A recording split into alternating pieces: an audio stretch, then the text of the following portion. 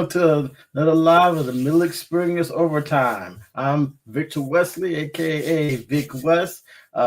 Ernest and Craig are they're trying to get here, so maybe they'll get here at some point, or they're watching online. Before we get started, don't forget to click on that like and subscribe button, whether like us, hate us, or indifferent. Today we're gonna have a formal debate. I mean, here on the Middle Experience, we have intelligent conversations, and today is going to be an intelligent debate. We have Reverend Daryl James, host of the God Perspective, and we have Soul Toucher, the poet. How you guys doing today? Doing good. Good. Doing good. Soul's probably doing better than I am. He just came from vacation. He vacation, so he's lighthearted, and he gave me a whole bunch of debate prep time. while he was sunning and funning. Oh man, we're gonna see how this goes. Definitely gonna be a good one. Yeah, it's gonna be a good one. So the debate topic, is the Department of Government Efficiency DOGE beneficial or a dysfunctional disaster?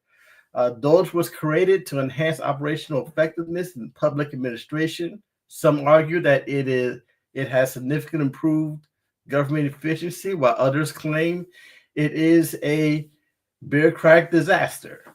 So our debaters today, Reverend James will be pro-DOGE, and Soul Toucher will be arguing against DOGE. All right, the rules. Each one of you, each speaker, will have an equal amount of time to present your arguments. I will tell you when you have 1 minute left in your argument. No interruptions during each other's statements. And we're going to keep things balanced and equal this whole time. So our first opening statements. Each of you will have 5 minutes to present your opening statement. Once again, I'll tell you when you have 1 minute left. We will begin with the affirmative pro-DOGE. Reverend James, you have the virtual floor. Okay. Welcome, everybody. First of all, just want to thank everybody. I want to thank my brother Soul Toucher for engaging me in this, I wouldn't say confrontational, but debate where we both have opposing views. And my objective at the end of the night is to at least present some evidence to him that might move him over to the other side in the affirmative, as well as those who might be disagreeing with the prospect of the DOGE. So I'm going to be doing a combination of, at times when I can, presenting some videos, having some conversations about DOGE, and I'm going to try to go present as much information that has been factually verified. If I'm caught in any area saying anything that's not, I don't mind being challenged on that. As a matter of fact, I expect to be challenged on that, and I would do likewise. So tonight I stand in firm affirmation that the Department of Government Efficiency is not only beneficial, but essential in ensuring that our government operates at peak performance. I don't believe efficiency is an option. It's a necessity. Government agencies are notorious for, bureaucratic sluggishness, having redundant processes and doing wasteful spending. DOGE was established to streamline government operations, to eliminate efficiencies. As a matter of fact, on the DOGE website, which we'll take a look at later, we'll see that the auditing has been something that's been trying to happen since 2008. And so this conversation, this dialogue started with when my comrade Soul. Sorry, that's me. When my opponent and comrade, also in the podcast, took a look at he said he sent a note to the fellas, and he said took a look at the DOGE website, and he said in his opinion it doesn't really detail anything for the average person to digest and understand on the website. I want to speak to that. And he said furthermore, it was striking that that the information that they were providing is redirecting it to Twitter And so in his essence, in his opinion, he said, now this was his opinion. He wasn't stating this as a fact. He says that in essence, it was driving people to the platform to bring in revenue. So I want to challenge those things as well. Is that my 5-minute warning? No. That's my cell phone going off. Keep going. All right. All right. So the main argument was that DOGE website lacks clarity, detail for the average person to digest. But if people take the time to actually read the content provided, they're going to be able to see that. So I'm going to touch on that, not right now, but later on. The website provides numerical index, it provides explanations, historical context, and just because it requires some level of engagement, and it requires people to get engaged, but it doesn't make it unclear. And so if someone finds a topic complex, that doesn't mean that the information is there, which is one of the reasons why I believe that the argument about Twitter is people redirecting Twitter is a stretch at best, and kind of misleading, because Twitter doesn't pay for websites linking to it. There's no financial incentive for DOGE. The platform is simply being used as a tool for engagement. In other words, for discussion. So DOGE, you don't have discussion, but it's cross-posted. And if you want to reach the maximum amount of people, it would make sense that it would be on Twitter, or it would be on Facebook, or it would be places where people can engage the content. So I believe that there was a strategy behind the cross-posting, and I don't think it has anything to do with revenue, because I can't find how they're going to be making more revenue when we already know Twitter has millions and millions of subscribers. If they just posted on the DOGE website, people may not 1 minute. Because not everybody is going into that. And so with that being said, I want to be able to understand that the reality that the modern communication involves multiple platforms. DOGE is simply meeting people where they are. If anything, using X helps the average person to engage more directly with policy discussions instead of actively passing, reading to a static page. People can go on the website and they can engage each other, they can challenge people, and it creates a forum where people can have discussions. Putting it on DOGE by itself does not engage community. And I think that they did a smart decision by cross-posting it, making it sure that people can, because X, if transparency is the goal, then having discussions on X actually makes information available and not less. And so I'm going to close out there with my opening statement, and we'll pick up. All right, so Toucher, you have the floor. All right. Thanks for having me on here, and it's definitely a pleasure to engage in this type of constructive conversation about this topic. For me, when I took a look at those websites, I scrolled through several of the links, and at first glance, you see a bunch of numbers. Now, the average person, in my opinion, is going to look at that and say, oh, this is just a bunch of numbers. I see this, I see that. And they're not going to have that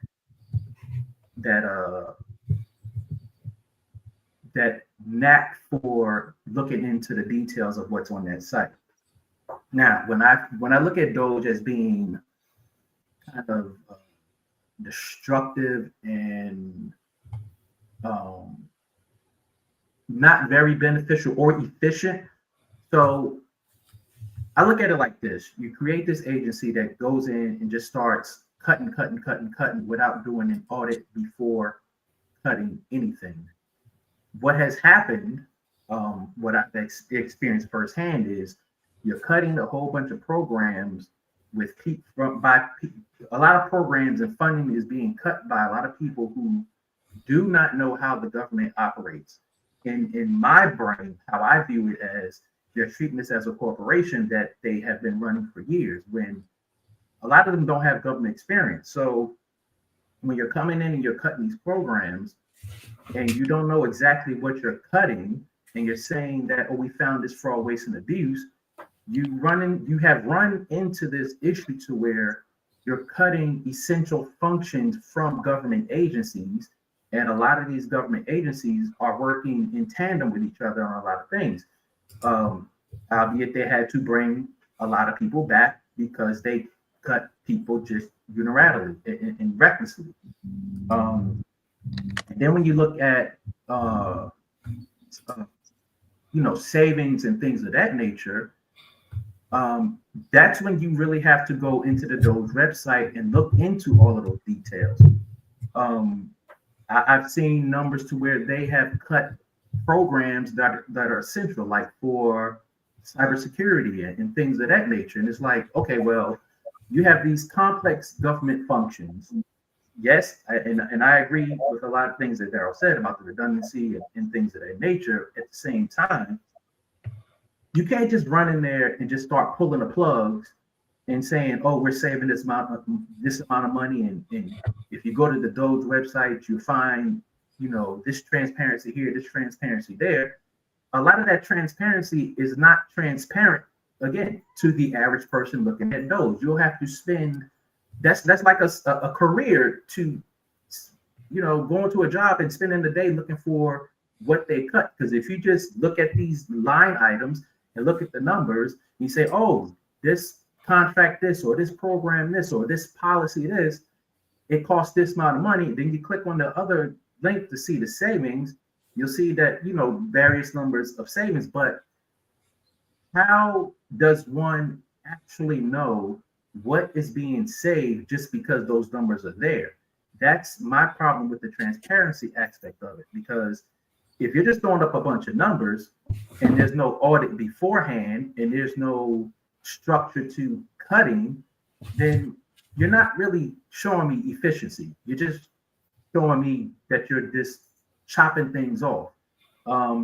Also, there's a conflict of interest aspect of it. All right, 1 minute. That also has to be taken into consideration.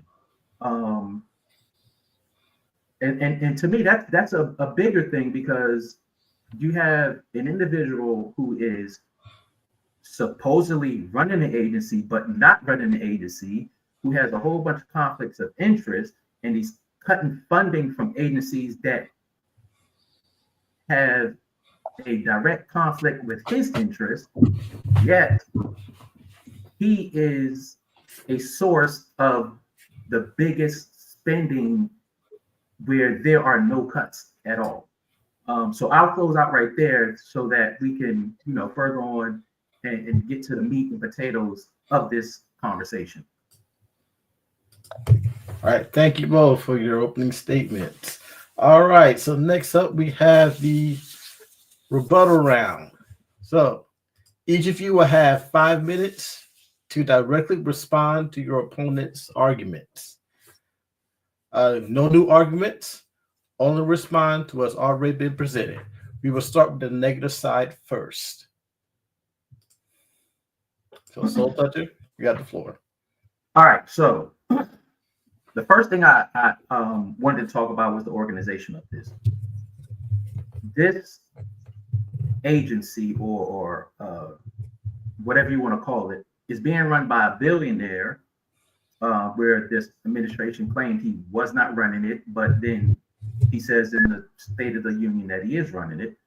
But they're treating it like a corporation. It's staffed partially by unvetted individuals with no knowledge of government functions.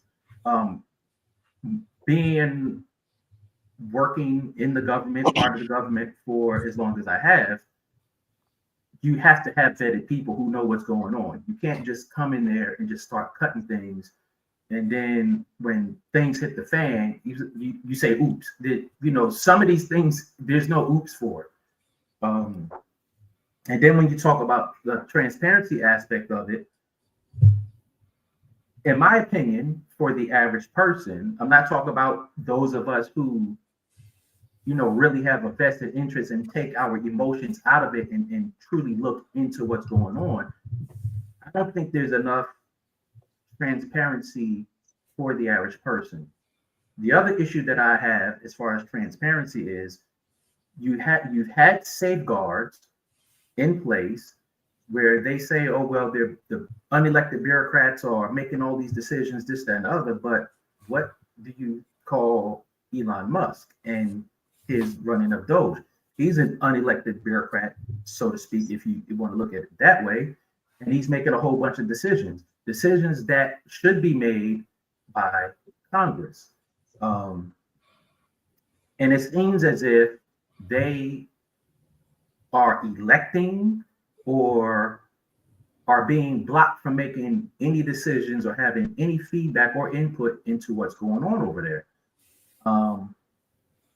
And I've said, yes, the DOGE website is a back, like a backdoor to Twitter, purposely designed to drive traffic to Twitter. There is a process in which this information can be disseminated properly. But I feel like Congress should have some sort of input into what's going on, how it's disseminated, and disseminated properly so that, the average taxpayer can understand, because it's one thing to say, oh, we sent money to Liberia for, cookies and whatever, tricycles and stuff like that. But if that's going to be talking points that is on all of these news channels, that's what people are going to roll with. They're not going to be able to properly vet what's going on in what DOGE is doing. Another thing that I was looking at was the methodology. Again, you're unilaterally cutting budgets, programs, and firing government employees with no regard to their mission, roles, or personal situations. There are essential functions for the government. A lot of these functions have been disrupted in the name of savings. But in the name of savings, if you disrupt these functions, you still have to spend that money or more money to get these functions running again. When you fire all these people, there is no proper passing on of their tasks to other people. It's just left sitting there for someone to come in and say, okay, well, what was going on here? What was going on there? There's no proper, there's no process to that. Plus they're circumventing common practice under false pretenses. They're going to fire people with this anonymous letter sent at midnight and on the weekends when people are not at work. If this is supposed to be efficient and running properly and legally and with common sense, why are you sending emails, blind emails, in the middle of the night from OPM when it's the specific agency's job to manage their personnel? If you want to cut employees or downsize or do a reduction in force, there's a way to do it without all this disruption and chaos. I don't understand why chaos is efficient. To me, that's wild. That's a wild concept. All right. I still have more, but Okay. All right, time's up. All right, Reverend James for the affirmative. Okay. All right, so let's jump right into a couple of things that I want to talk about. Is that first thing I want to talk about, Musk is not an elected official. And so people are saying that we have an unelected official running it. And make sure that we understand that Elon Musk was appointed by the president of Article 2 of the United States Constitution, which vests executive power in the president, including the authority to appoint individuals to specific roles in the administration. Stephen Miller went through this and several CNN channels explaining this to people. I have the video that I can support that with as well too. The vesting clause of Article 2 of the appointment provides the president with the power to appoint people to execute federal duties, right? As the head of DOGE, Musk appointment is lawful, it's constitution, and it's within the president's executive authority. The source for that, I can post the source, but it's out of Cornell Law School, U.S. Constitution, Article 2.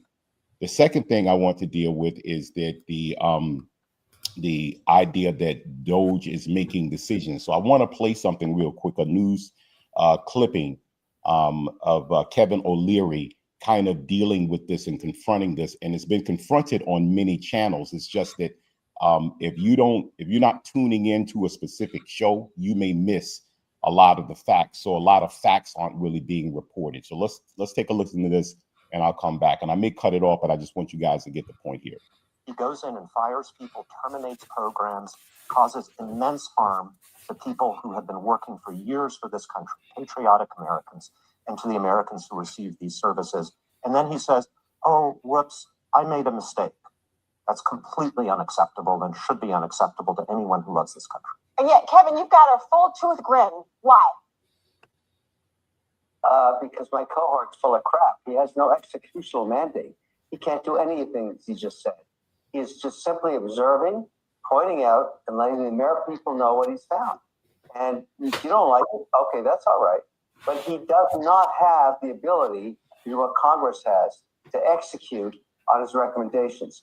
So everybody chill out. This is a guy that's focusing a lens on waste, corruption, a huge budget overseas, and saying, I don't think this is working, but he can't actually take a dime of any of this. So, you know, the Elon Musk is one government is full of BS.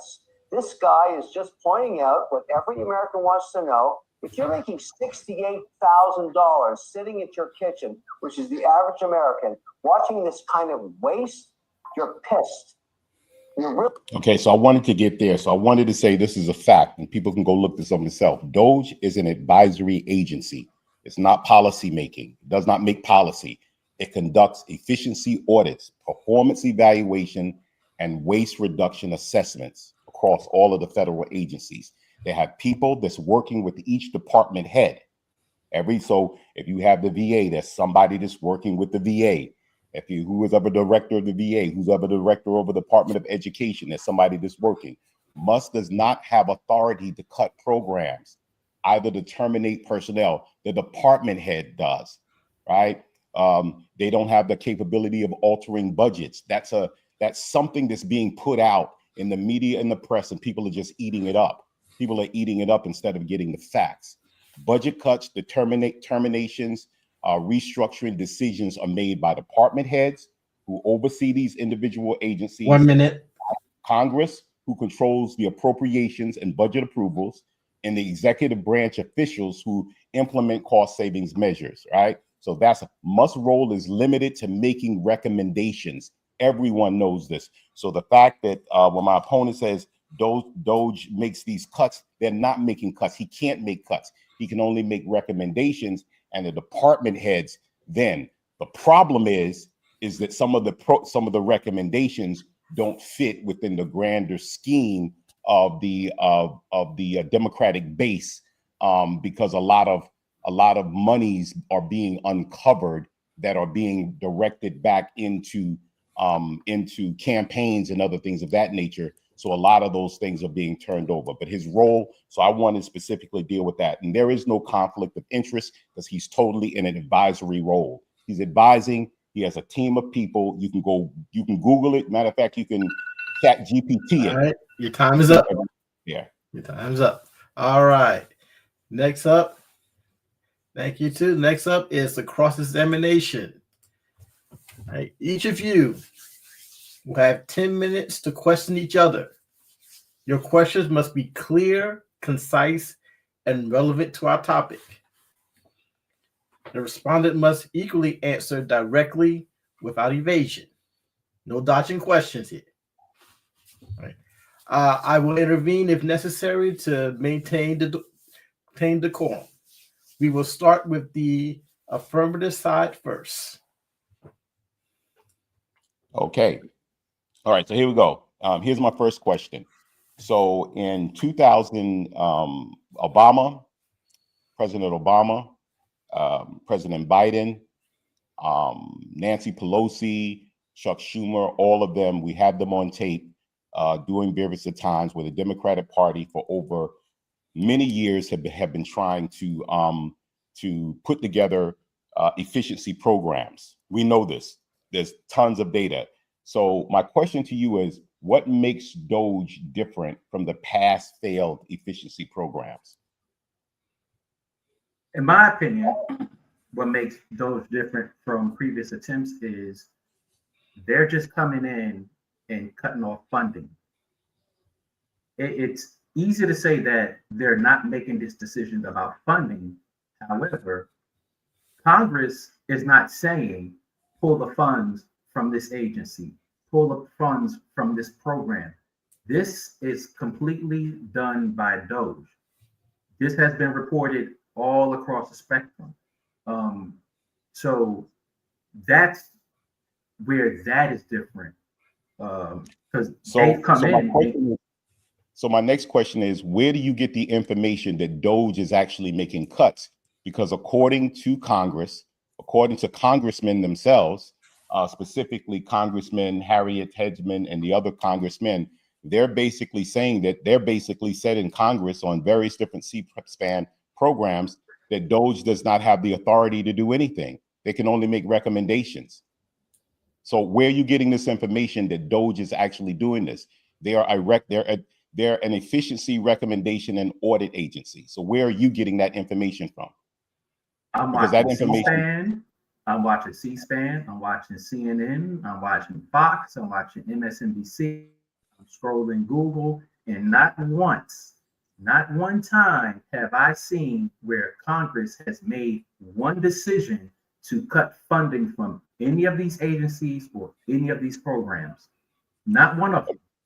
Okay, so I would ask the moderator at some particular point in time if I could present some evidence showing that that is actually a fallacy. That's not correct.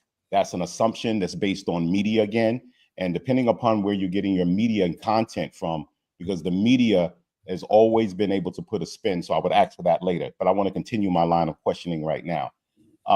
So when you talked about DOGE and how does it affect, how do you think DOGE affects small businesses and ordinary citizens?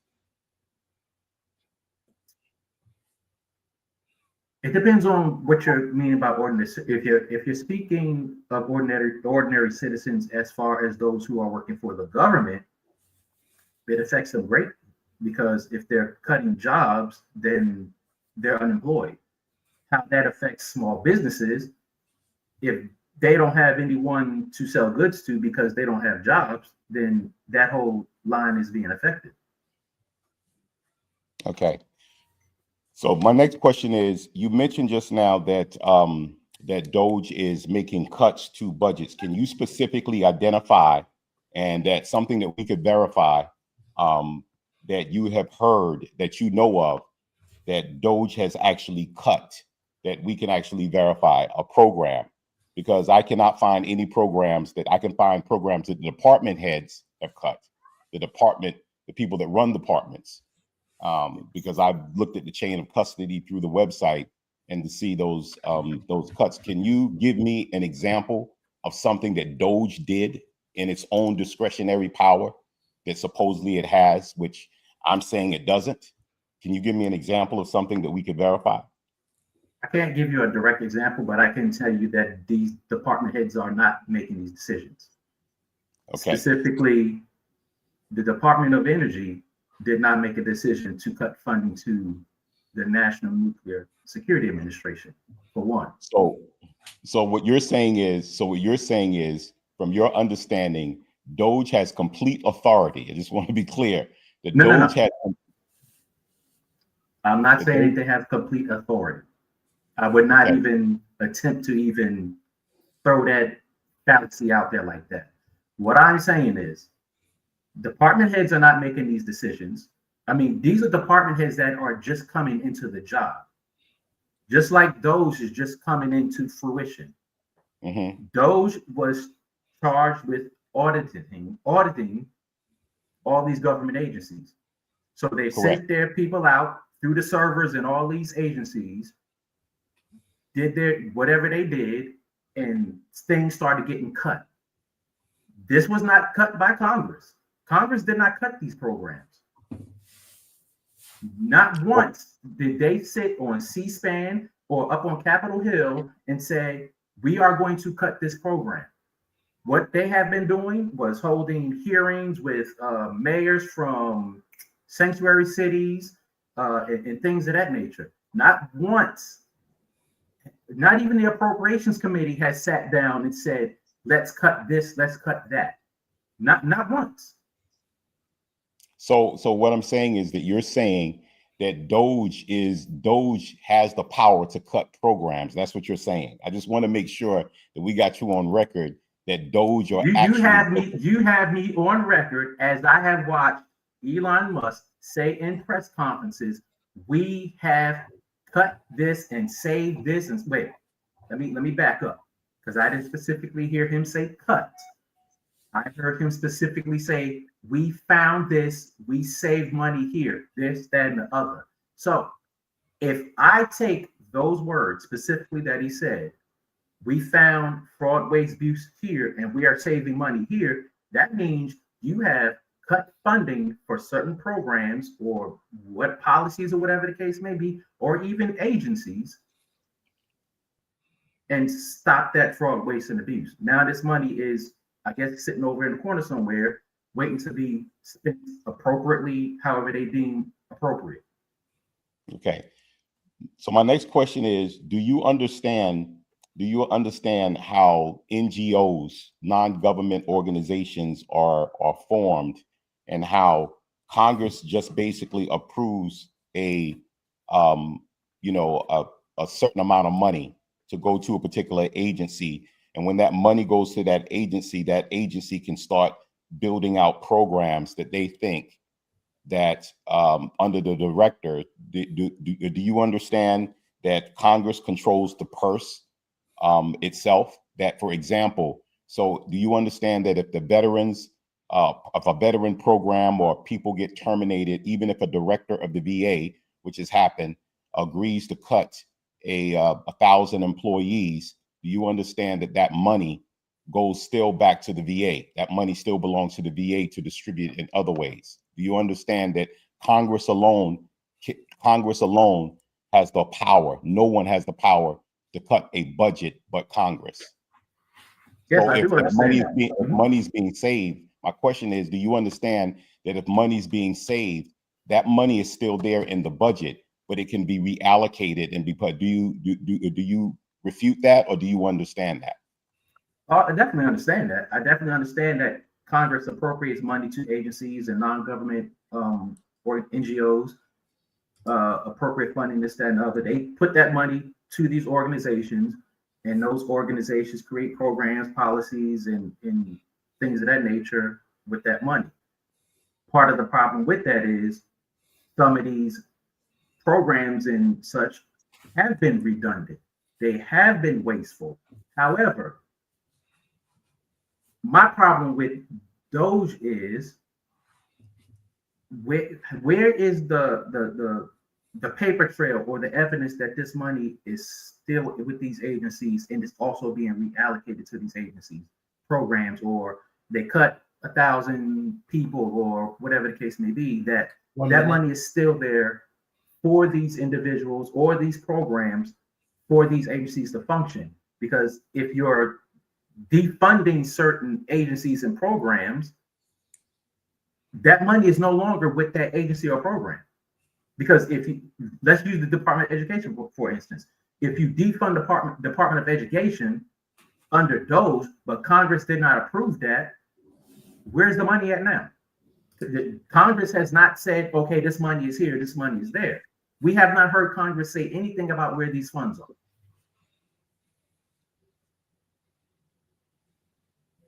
Okay, so I just wanted to make sure that you had a clear understanding of that the department heads, the heads of the departments have a budget that they've been allocated, and those department heads works with various different directors and subdirectors and different individuals that they allocate those funds. All right, your time is up. Obviously, you're not asking a question.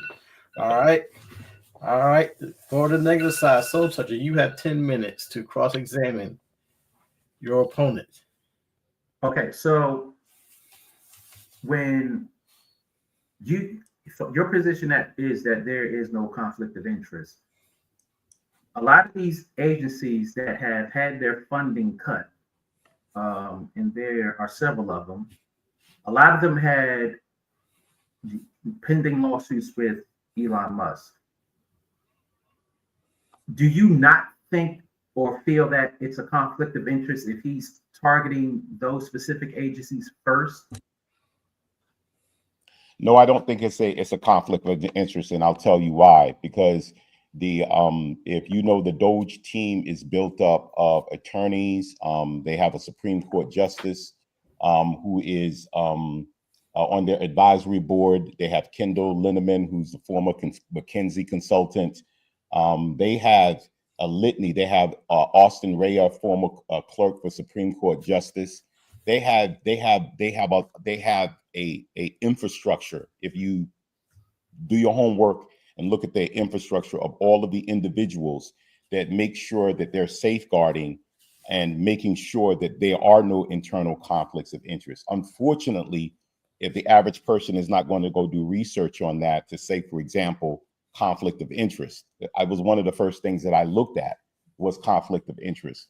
So when you look at the infrastructure they have and the people that they have behind it, all the media talks about is Elon Musk, but they don't talk about the machinery and all of the powerful people, the large consulting firms, the technology that they're using for it, and all of the things that they're actually doing to ensure that no conflict of interest and the agency can stay within the pocket of making valid recommendations. And those recommendations that they're making can be vetted.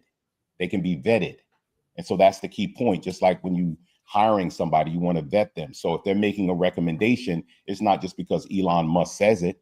It's like you can go through the chain of custody and all of those documents that are actually online and see the entire vetting process. What he does at a high level is put the information out there, but you can actually drill down into different contracts and why, the explanation for why. So the DOGE website is meant to bring that level of transparency for those people. The interesting thing about the reason why that's not being done, now you got to go to third-party media companies and individuals. And one thing I love about this is because it's a lot of African Americans right now being able to build up their media concerns, because they're going in, looking at the data, and they're doing the things for the average person that TV shows like CNN and MSNBC and Fox News won't do. Now, granted, CNN just recently, not granted, NBC just recently reported that the USAID is telling everybody to burn their documents, to shred stuff, so the stuff won't be seen. But most media outlets, most people get their information from news media outlets and social media. And unfortunately, if you're just doing what you're doing on a daily basis, you hear conflict of interest. This person is making money. That's all you see, but you don't see that these guys have built up a firewall behind themselves to make sure that at the end of the day, if this thing had to go to courts, that's why the courts have even reversed decisions with saying that Elon Musk couldn't do anything. And a Biden judge turned around and says, well, no, he can, because they understand the infrastructure. They understand how it's been set up and established. So that's a fallacy. That's a fallacy. Conflict of interest is a fallacy. It's been disproven over and over again. It's just not in the media. Okay, so what evidence do you have that department heads are making decisions about these budget cuts and employee terminations? Because if you have direct contact with a government employee that received this random email from OPM, which is not in charge of their department, where's the evidence that you have that these department heads are making these decisions? Well, the evidence is in the structure of the government agency. In other words, you will never hear a news reporter say, they kind of vaguely run loose with the language that Elon Musk is in charge of something. He's an unelected official. None of them are going to tell you, for example, that Article 2 of the vesting clause in Article 2 of the United States Constitution gives the president the authority to do this. This is not the first time this has been done. This is not. It's just that The media now is spinning it, and everybody's buying the spin, saying that this unelected. So all you got to do is keep repeating the same thing over and over again. And what I'm saying to you right now, nobody listens to it because they'll disregard that. They won't go look at Article 2. They won't do their research to find out, hey, wait a minute, this is not an unelected official bureaucracy making decision. This is an appointment of the president of the United States. And when you're making those appointments, those infrastructures are set up, and it's clearly the boundaries that he has within the contractual relationship. So that's something that all of us can go find. You can find this stuff. This stuff is out there. The question is we're not looking for it. We're being driven by the media. And unfortunately, most people are just driven by what the media says, and they're not able to do their own homework or tap into other media outlets to be able to say, hey, wait a minute, why is this particular person not answering that question? So for example, if you notice when I played the video for you for Kevin O'Leary, they couldn't contest that because they don't want to, CNN doesn't want to have a lawsuit. So Kevin is laughing and saying, come on, what are you talking about? He can't make those decisions. He can't. Everybody knows that he can't. But that's not the argument, because that's what people believe. As long as you keep saying that Elon Musk is making these decisions, that's because he's the head. He's the head of the agency making the recommendation. So they're spinning it. The spinning it is that since he's making the recommendation, he's making the decision. But he's not, because those decisions have to be signed. Even if he was making this, I'll grant you this. I'm gonna grant you this as an argument. Let's say, for example, he still was making the decision. It still has to be signed by an agency head legally to become legal. That's the way our government works. You can't get around that. So even if I gave you that he somehow can overpower the department heads legally, and quote, they can take the court. If he made a decision to do something and signed off on it, them Democrats would have him right up in court. And those decisions would be overturned. They would be illegal. They would be overturned legally. They would be overturned. He's not going to court for anything. The department heads, if they're going to court to challenge anything the department head does, that department head goes to court, not Elon. To follow up with that, so department heads did not send out this email to the employees telling them that they were terminated, and a lot of probationary ones because of poor service. Department heads did not make that decision. The only decision that department heads had made was to tell them that they did not have to answer that email directly to OPM or Elon Musk about their progress every week. So when you talk about appointee and you talk about unelected bureaucrats, technically they're one and the same in this situation, because these department heads are appointed. They're not unelected bureaucrats as that blanket term. They're all appointed. Just like Elon Musk is appointed. The head of HUD, appointed. Department of Education, appointed. Department of Energy, appointed. All right, 1 minute. DOD, 1 minute. appointed. Ask your question. Okay, so to answer your question on that, to answer your question on that, I'm reading right now, the recent emails to federal employees originated from the U.S. Office of Personnel Management, OPM. Notably, on January 28th, the OPM dispatched a memo entitled Fork in the Road, offering a deferred resignation programs. This came from the Department of OPM. It did not come from DOGE. It simply says Elon Musk and Department of Energy endorsed this initiative, stating that non-compliance would be considered a resignation. But they did not send that letter out. The OPM sent it out on the recommendations. They made recommendations. They vetted it. They thought it was a great idea to do it, to get people, because they never knew, because the reason for them doing that was to see how many people responded. They wanted to see how many people responded, because they were trying to get an account for actual employees versus people who weren't really there. That was the purpose of it. Okay, thank you for your questioning. Good. All right, next up is our open floor discussion. We'll take about 15 minutes on this. I know Reverend James, you wanted to show a video. I'm going to give you that time now to show, and your opponent can respond accordingly. Yeah. So So I want to show you this. I want to start off with this video from Congressman Harriet Hagman, and I want to hear your feedback on this. This video. So is the DOGE program targeted at these bureaucrats? Yes. And so how, what can you expect? Well, let's look at the Department of Education. The federal Department of Education has a budget of about $280 billion a year. Less than 25% goes to educating our students. So where does the other $220 billion go? It goes to a bureaucracy. It goes to a consultant. And that consultant then donates money back to the Democrats. And then it goes to a different consultant. And then it goes to an NGO. And then it goes to, I mean, it is money laundering and money churning at its absolute best. And you can look at almost every single agency and you will find it. So the brilliance of DOGE isn't that he's going in and cutting spending. He doesn't have the authority to do that. We're the ones that have the authority to do that.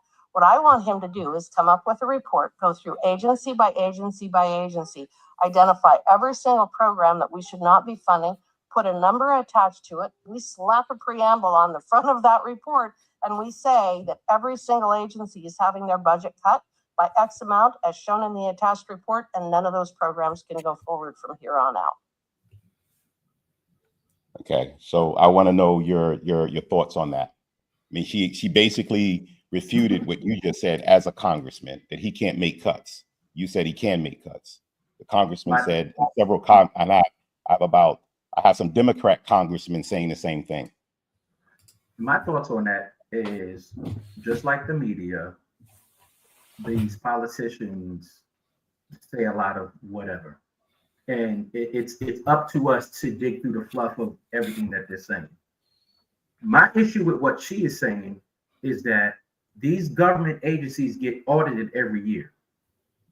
So, and you brought up since Clinton, Obama, and you know, so on and so forth. These audits have been happening every administration. My problem with that is, so out of nowhere, this is the only time that something like this could happen. This finding of all this spending here and spending here and frivolous this and waste this, that, and the other. Personally, I don't believe what she's saying, because if Congress holds the purse strings and you have audits on every agency and you see where all this money is going, why is it taking up to now with DOGE and Elon Musk and Trump and this administration to say, oh, now we have all this wasteful spending that we found? I can't wrap my head around why Congress, who holds the purse strings, could not get this under control 15, 20 years ago, when they're talking about, oh, you know, the deficit is this, the deficit is that. Oh, we're spending this billion, so many billions on Department of Defense, yet they never pass an audit. If you know they never pass an audit, then apparently the agency is not the problem, Congress is the problem. So why does it take DOGE to say, oh, it's the agency who's at fault for all this frivolous spending? No, Congress is in charge of the purse strings. Hold Congress accountable. Well, I think the thing that you're doing is that you're not understanding separation of powers. In other words, the president actually puts in cabinet members, and when a budget is approved, the cabinet person who's over the EPA or over FDA or wherever the case may be can run those programs in accordance with the will of the elected president. Congress just controls the purse strings, the purse. So for example, she just said, for example, if they make cuts to the Department of Education, they make in programs and they start doing programs, that budget is still there. Congress did not slice the budget. The person that's in there over the education department will then begin to cut programs and redirecting money back into things that would make sense. For example, the VA now has more money. The VA now has 93 million more dollars that they can provide for VA services. So those are services money that goes back in. And they're now showing how they're going to redirect that money to help veterans, because that's a problem. So cutting the program is something that's done at one level. And I think that you're conflating the two, that you're taking what Congress is doing, and making budgets, and now saying that they made the budgets, that now that the actual, if you're Congress soul, and you give me an allocated budget for $200 million, and now I'm running that particular department, I got $200 million, and I sub that about among different programs. Well, the problem is that you could never audit these programs before because of the bureaucracy. And so that's the next thing that I want to speak to. And I want to watch this video, and then I want to see your response to that. Everyone knows that getting rid of the deficit will require some tough decisions. And that includes cutting back on billions of dollars in programs that a lot of people care about. But what should be easy is getting rid of the pointless waste and stupid spending that doesn't benefit anybody. Waste we should be getting rid of, even if we didn't have a deficit. So my question to you now is this, is that these programs that Obama and everybody else wanted to cut before, they couldn't do them. So I have some other videos to show you too, from Chuck Schumer to everybody, Nancy Pelosi, all of the Democrats were lining up saying this needed to be done. It seems like it's a problem right now because Trump is getting it done. So there's no argument, the fact that the Democrats are being able to get it done. They know how, they know programs. So you're saying they shouldn't be cutting programs, but even Obama says, we know we got to cut programs that we like. So what's your response to that? I'm not saying that they should not cut programs. I am fully aboard with cutting wasteless spending programs, whatever the case may be. However, if Congress makes the budget and they appropriate funds for whatever agency for their programs and their initiatives, and they do an audit, and they see fraud, waste, and abuse, or just wasteful spending on programs that are unnecessary, Congress makes the budget. Hold the agency heads accountable.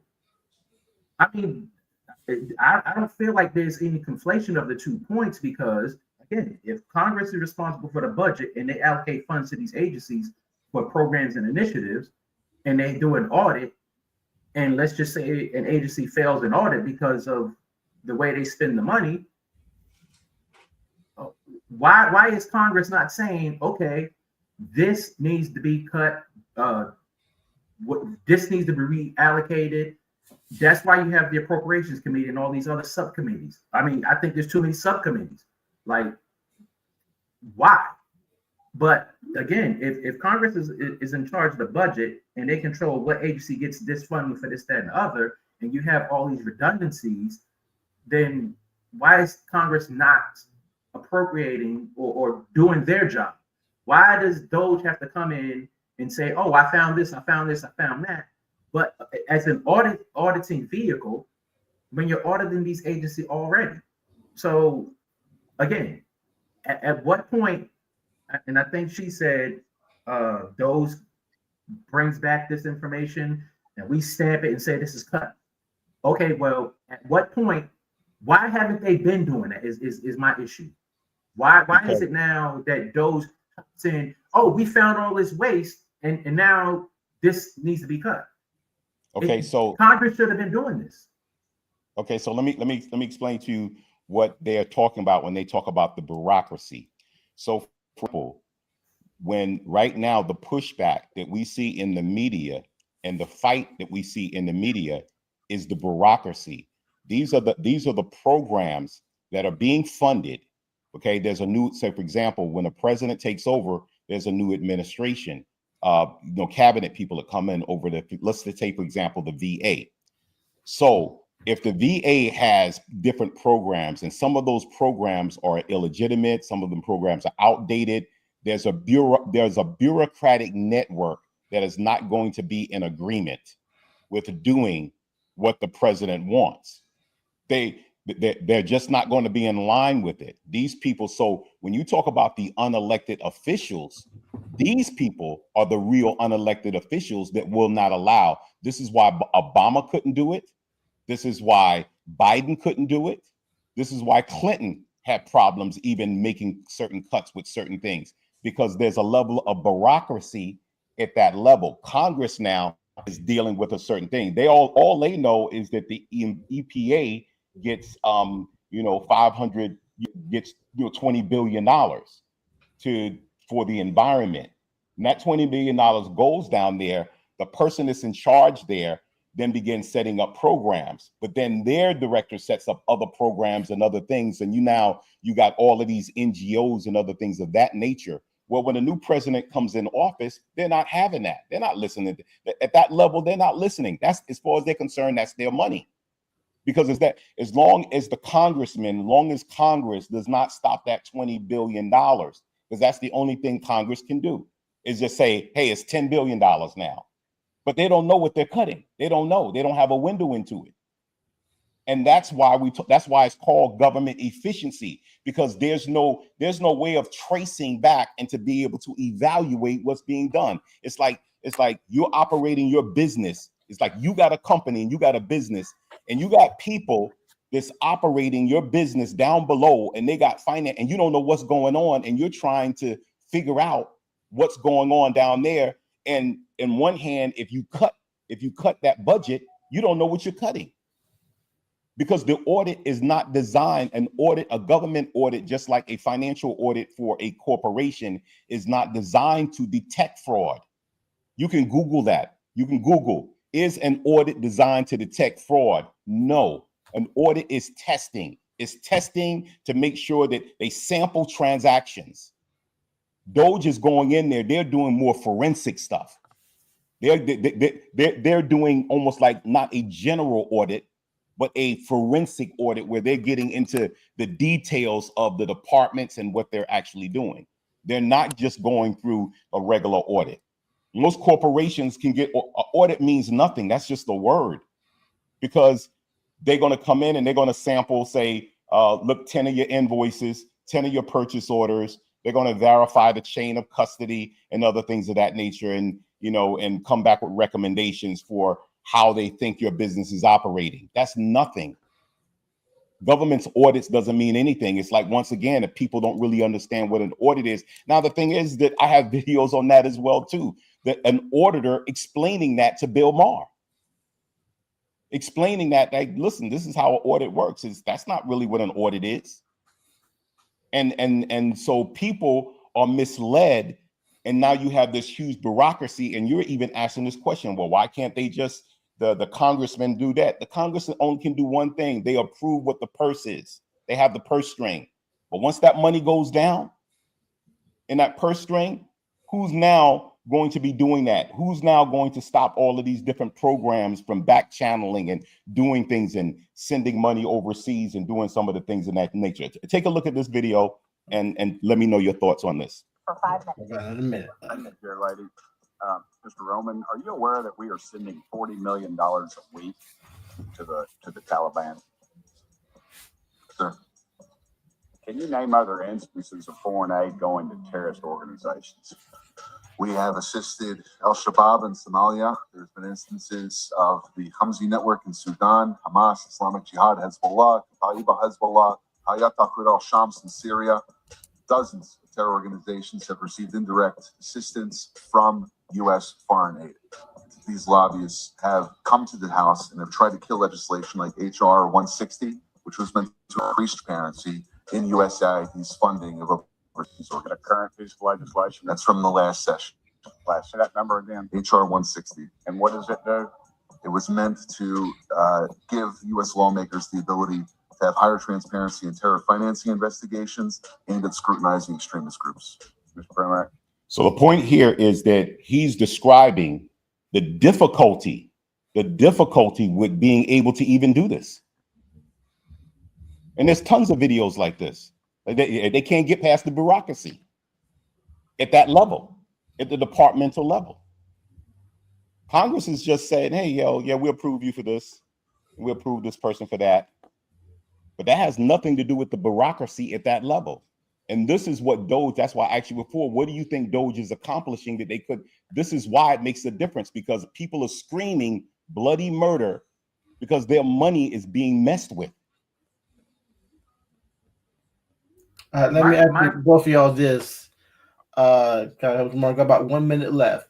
So, Reverend James, you said DOGE makes recommendations. Soul Toucher, you're saying DOGE actually is doing the cutting. Has DOGE, to your knowledge, either recommended or done an increase in funding on a particular department in any way? Because it's saying all I'm hearing is cuts. Well, So is that all they do? Yeah, DOGE can't increase any Or cuts. recommendations for it? Yeah, DOGE. Okay. Not So increase DOGE cuts, can't- but increase funding or increase. Yeah, DOGE can't. DOGE has no authority.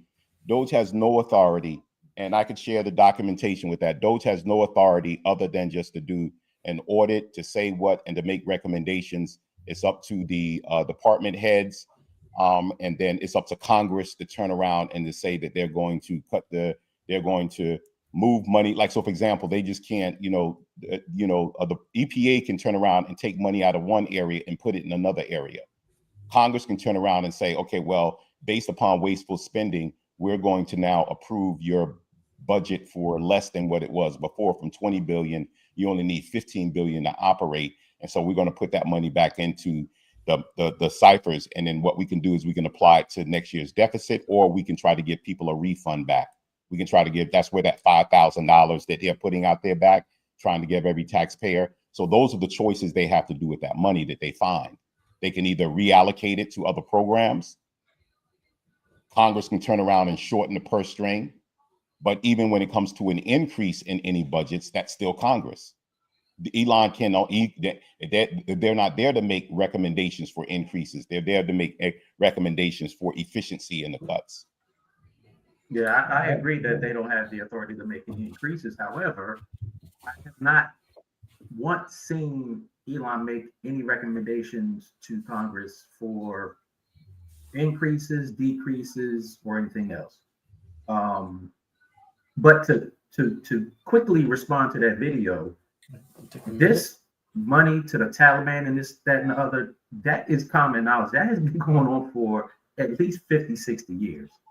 I mean, just every crisis, there's just a new I know it's an old video.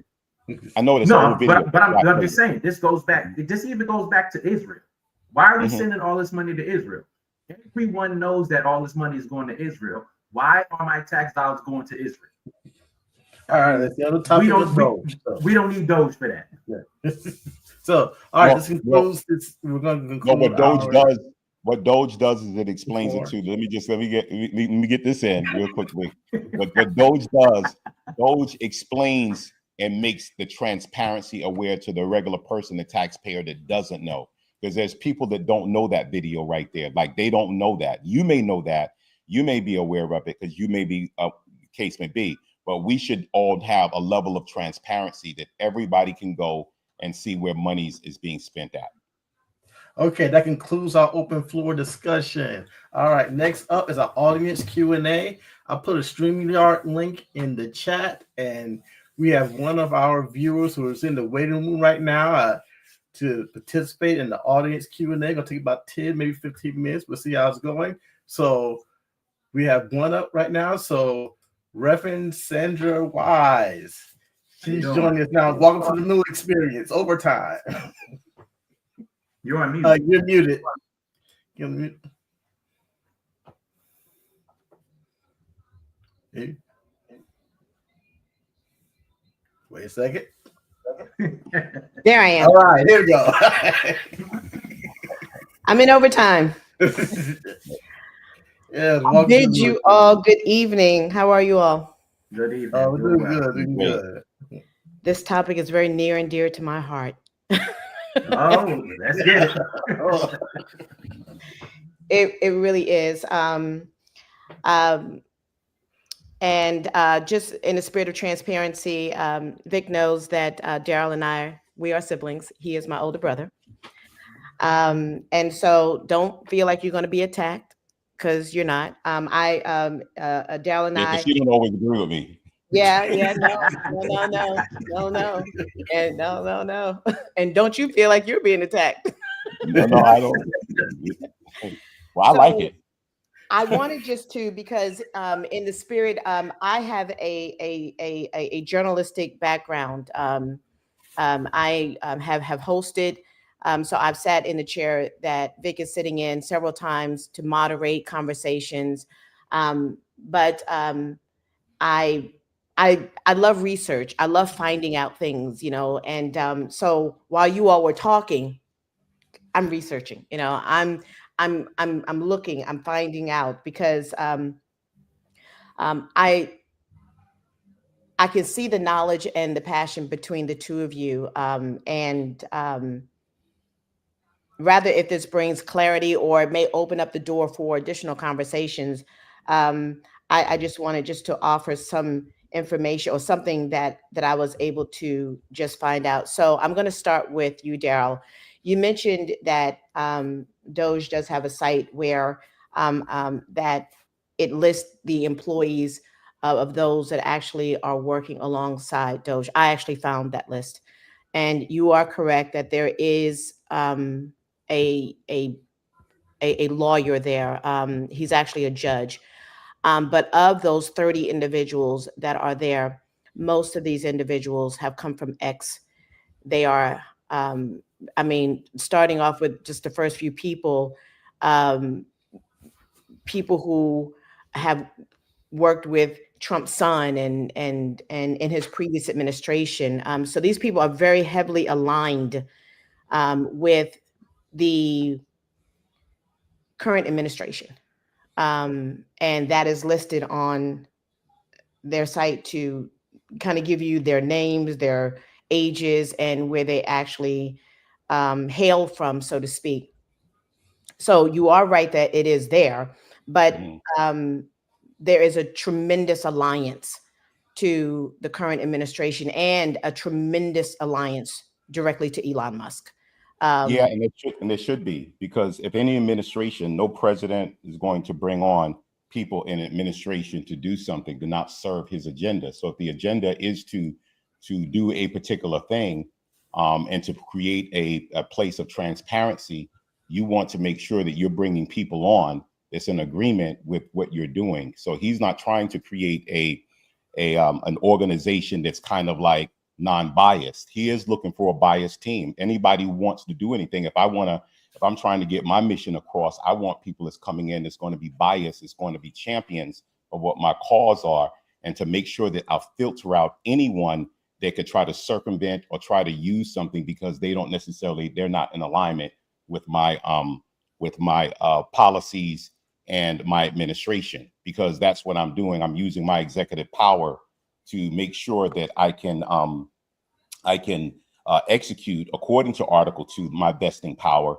And so as I'm trying to execute my vesting power, I just want to make sure that these people are in alignment with that. So I think that's fine. I think that anything or any thoughts to the contrary with that is kind of like, what would you expect? That's like a person going on a suicide mission. Like, I'm just going to hire anybody and not knowing that they could try to sabotage my initiative. Now the question is that do people believe in my initiative? Now that's a whole nother thing. People may not believe my initiative. They may not believe my initiative is right. That's why a senator is going to bring people on his staff that supports what his initiative is as a senator. They're not going to bring people in that are going to be somewhat,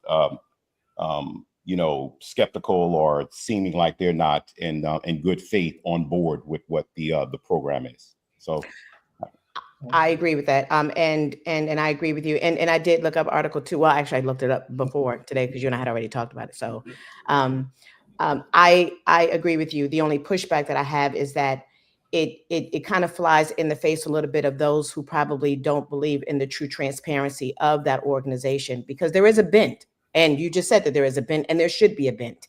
And I understand that bent, but that bent is bent towards finding the efficiencies. And I don't know if they're, and so now the belief system has to be in me that either you're finding them or creating them. I don't know. A part of what it is that you also said is there are about 4 people who are on OPM, who are on DOGE. So those letters weren't coming from OPM. Those letters are coming from OPM that is now DOGE OPM. So are you sure about that? Well, I just know that that he has 4 people on OPM. I don't know where those letters are coming from. No, but no, there's 4 people in every agency. So every agency has a staff of 4 people that's assigned to them. A technical person, a legal person, I forget somebody, some efficiency type of person. And so they're assigned to 4 people and they have to go through and do their audits and their checks and they go back. So each agency, even the EPA, has 4 people. All of them have 4 people. So you can go Google that and find that out and just confirm that. All right, Because so they were, do you want to respond for a second? Want to respond? Yeah. To piggyback off of Red Wise, with the OPM thing. So OPM is not HR for each department. So when these letters came out from OPM, that had nothing to do with the department heads. That came from Elon Musk DOGE group in OPM. So when these letters came out with nothing from the HR from the agency, from whatever email address, that's part of the problem of transparency and all this other stuff that goes on. Because it's like, if I'm sitting at home after work hours or on the weekend and I get an anonymous email from OPM, why is OPM contacting me directly when they can go through the agency head and the agency specific HR to make these recommendations for these cuts or drawdowns? Well, let me answer a question to you. So I'm just going to just read from a Gov site that said that these communications have sparked significant controversy and legal challenges. Unions representing federal workers have criticized the directives, labeling them as disrespectful and potentially unlawful. In response, lawsuits have been filed against OPM and Musk, alleging violation of federal employment laws and improper procedures. Okay, that's already been done. That's already been negated. The situation has drawn attention from lawmakers. For instance, Senator Alice Padilla demanded that Musk and OPM cease sending mass emails to legislative staffers describing the actions as chaotic and wasteful. All right. So DOGE responded. Musk responded. Well, an employee, I should say. I'm not going to say Musk did. Responded, and by saying that the purpose of them sending the emails was a ploy to get people to respond because they could not tell whether these employees were actually valid. So it was a mechanism and a tool that they were using to get people to go to their email and send a response back. That's what they were trying, because they had no way. They reached a stumbling block. So the stumbling block, now I'm not getting into whether it was legal or anything of that nature, but the cause of them sending these people these emails out and getting to respond, because they had enough evidence to believe that there's thousands of people who are being paid checks that don't exist. That goes back to my point of, okay, so one thing. Now I'm not saying the methodology that they did was right. I'm just saying that this is what their explanation. I'm not right. I get that, but if you're talking about efficiency, that is not efficient. That's fraud, waste, and abuse right there in itself, because you are using you use taxpayers' money to send mass emails to see if people really exist in these agencies, when you can make a recommendation to Congress, to make recommendations to these agency heads to do an accountability of all their employees. Period. That was that was the recommendation they did, and that's how they did it. No. But again, OPM is not the HR for each specific agency. I got what you're saying. So for them to send out these a ploy, a game, they're playing a game with taxpayers' money to see if people actually exist with these agencies. One problem with some of these agencies that I can point out is they are slow to terminate certain accounts. So yeah, there are accounts out there that are not terminated where employees are not there any longer. So again, if you want to do that efficiently, get these agency heads to get their HR to do an audit of personnel who are actively on payroll instead of playing games with taxpayers' money. Well, I would argue this. I would argue that if if as an American taxpayer, if by any means necessary, if it's not going to create a liability, and the liability could end up being, you know, some serious lawsuits where people have to get some form of compensation because they were bothered. I think that the legal team there, that they have legal advice, would be able to discern whether what the impact and what the fallout would be. And so my trust would be in the assessment that I'm not necessarily saying, I don't know whether they had any other method of doing it. But what I do understand is that they're saying that if you have, you know, literally tens of thousands of people on payroll in an organization that are getting checks, and they can't trace deposits and banks, and they're seeing some things in there that doesn't make sense to them, which is the flags, that this is the mechanism that they use. I'm not necessarily in agreement with, because once again, that's taxpayer dollars. I don't understand the pushback.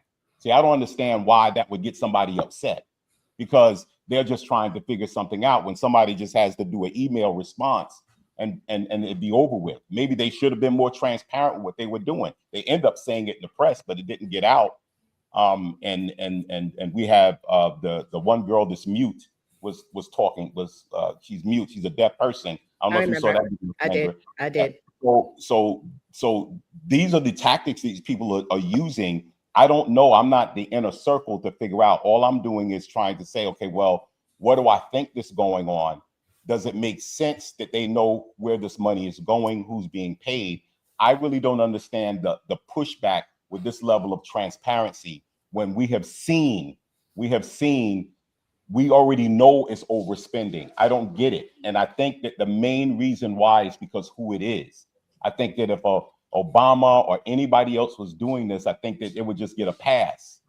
But it's because of who it is. I think that that's where, and it's Elon Musk. And I get the idea of Elon Musk because he's a billionaire.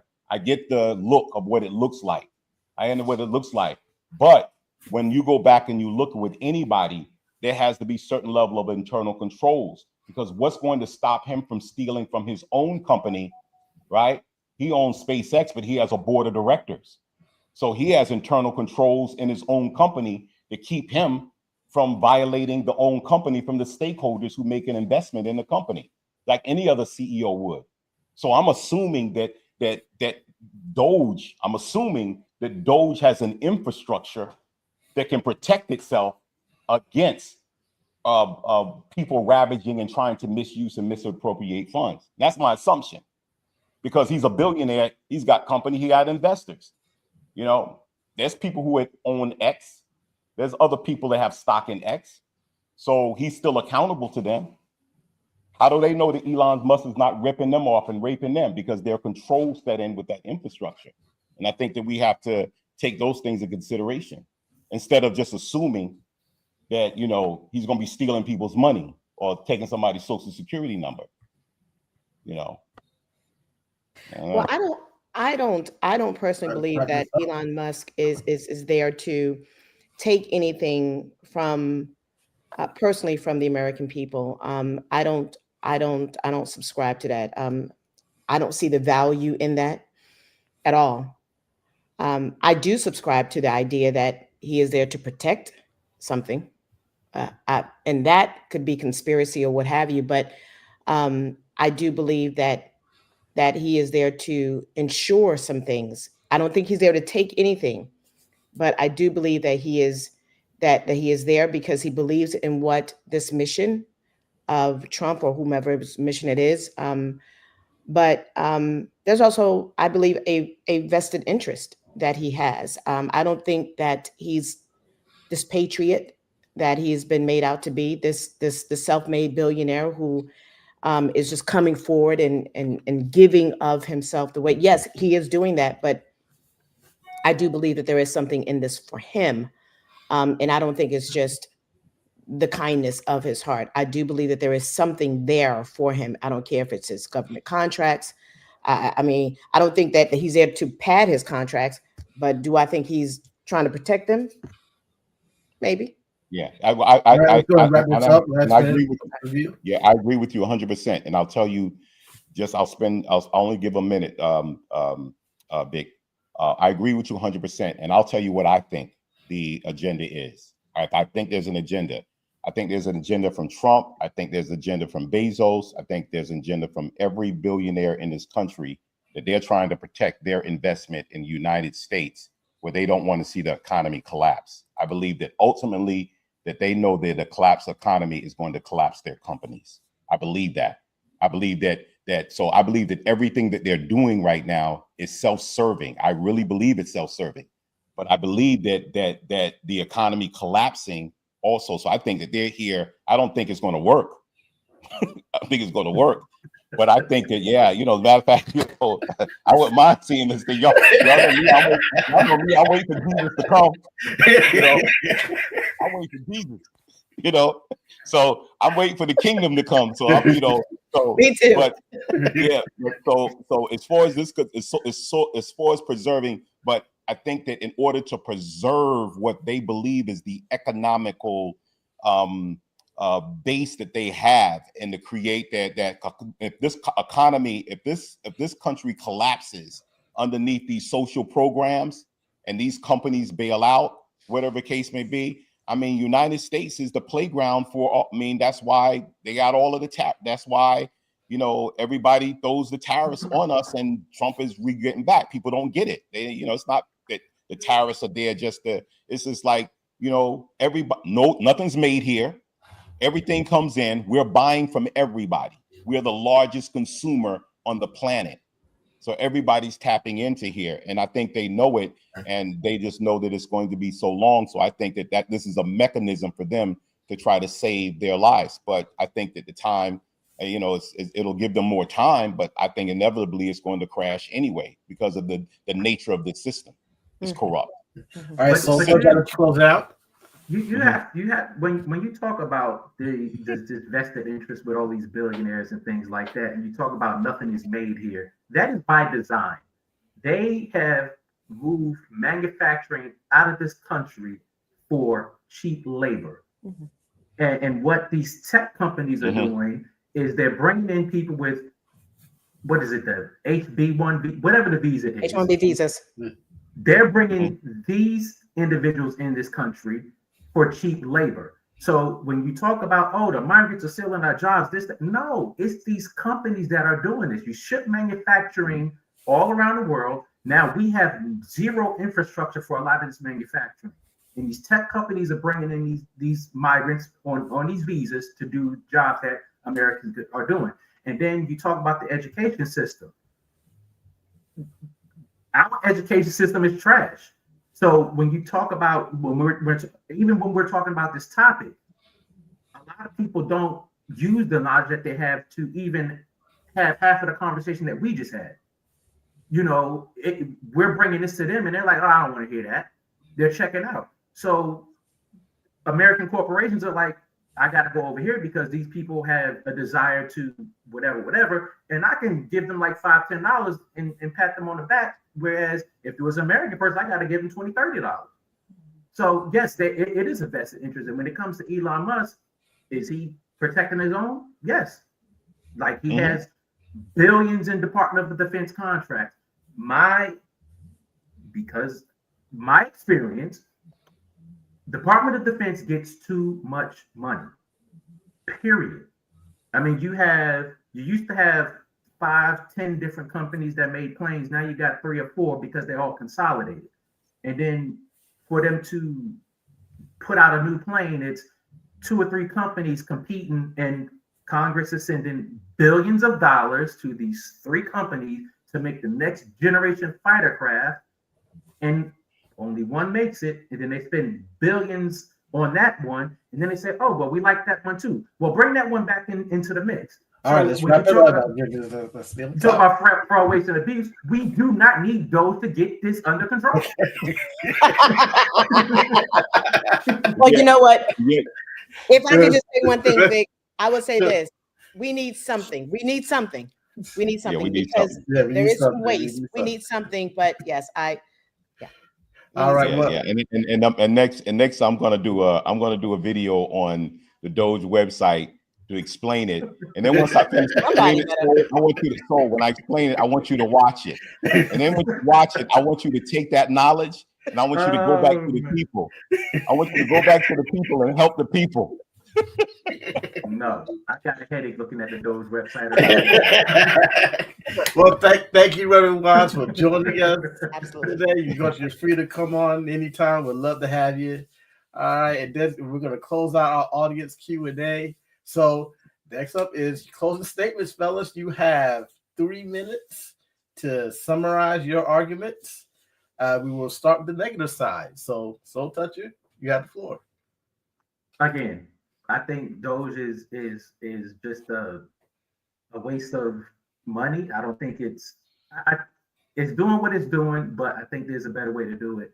I don't disagree with many of the points that Darryl made. I just feel like, when it comes to DOGE, I think it's an agenda inside of agenda inside of an agenda, because he targeted a lot of the agencies that have lawsuits against him.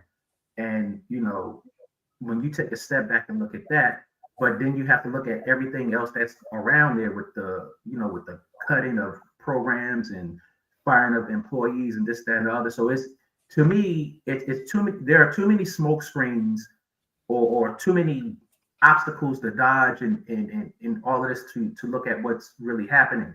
Yes, a lot of people have a lot of angst or whatever about it, but at the end of the day, I wholeheartedly believe that Congress should tighten their buckles on their pants and do their jobs properly, so that we don't need a DOGE where it appears to be, whether it's factual or not, that there's a conflict of interest and things of that nature. And I just think that if Congress did their job properly, we wouldn't have this deficit problem, this fraud, waste, abuse problem, and things of that nature. But outside of that, it was a great debate, and I look forward to many more. All right, Reverend James, you got the floor. Oh, all right. So I think that we were able to clear up, and if we didn't clear up, I think that we can have some follow-up information that flows about to give a clear, solid understanding that DOGE is an advisory agency. It's not, and I just want to stress that, it's not a policy-making body. It does not make policies, right? It conducts efficiency audits, not an audit, but an efficiency. And we got to make sure that we understand those words, because we'll just hear audit, but an efficiency audit, which means that how efficient are these programs that exist, the money that's being used relevant to what the agenda of the United States citizens and where we're paying our tax dollars. So how efficient are these particular programs? And if they're not efficient, that means they're wasteful. They're also there to do performance evaluations and to do what we call the waste reduction assessments across all of those federal agencies. So I think that we need to understand that. I think people need to know that. People need to do their homework on that. Understand that Musk does not have the authority to cut programs. He doesn't. We went back and forth on that a little bit. He does not have the authorization to terminate personnel or to alter agency budgets. He doesn't have the ability to do that. All those budget cuts and terminations and other things of that nature are done by the department heads who oversee these agencies, Congress, who controls the budget, and appropriations. We got to remember that. We had deep discussions in that, and making sure that we understand, well, why can't Congress just do? Well, only thing Congress could do is slash a budget. Only thing they could do is say, instead of 20 billion, it's 10 billion, but then they don't know what programs they may be hurting from doing that. And then the executive branch. So we'd be able to get to the point where we can understand what Musk's role is. And so at the end of the day, I just kind of want to say, I don't think that efficiency is an option. It's a responsibility. This Department of Government Efficiency exists to serve the people by making the administration faster and more cost effective. And so I know critics will offer complaints, but not have better solutions. They've already delivered some measurable results and improvements, saving billions and enhancing transparency. Could it be better? It possibly could, but I think that we're seeing some effective things happen. At the end of the day, I just want to close out. I'm a minister, a pastor, so I really believe I want to close in this segment and just really simply say that let's not put our trust and our faith even in what he's doing and what the government is doing. I believe it's going to affect our purse and help us save a lot of money and put more money back into taxpayers. I would love if they do that. Everybody $150,000 under, don't pay income taxes. That would be great. If that flies through, I would love that. But at the end of the day, put your faith in the higher person, and just be a watch person and look for the things that can benefit all of us as we're here going through all this. All right. Thank you. Our two great debaters. Great job tonight. I've greatly enjoyed it. I mean, y'all got your facts and your receipts out, and you argued and you debated, and nobody was challenging anybody to Mortal Kombat. I'm really happy about that. Thank you, Reverend Wise, for joining us. You guys want to shout out your social media, your podcast, or anything else before we close things out? All right. Her ministry is the Lord's Table. Yeah. So she's involved in bringing community leaders together to have these type of discussions as well too. That's my mission. All right. Well, thank you all for joining us. If y'all watching this later on, make a comment, questions, whatever. Let us know who you think won this very productive debate. If you haven't yet, click on like and subscribe and share. And the Lord won. Amen. Thank you. All right. Well, you guys have a good night. Take care of each other. Peace.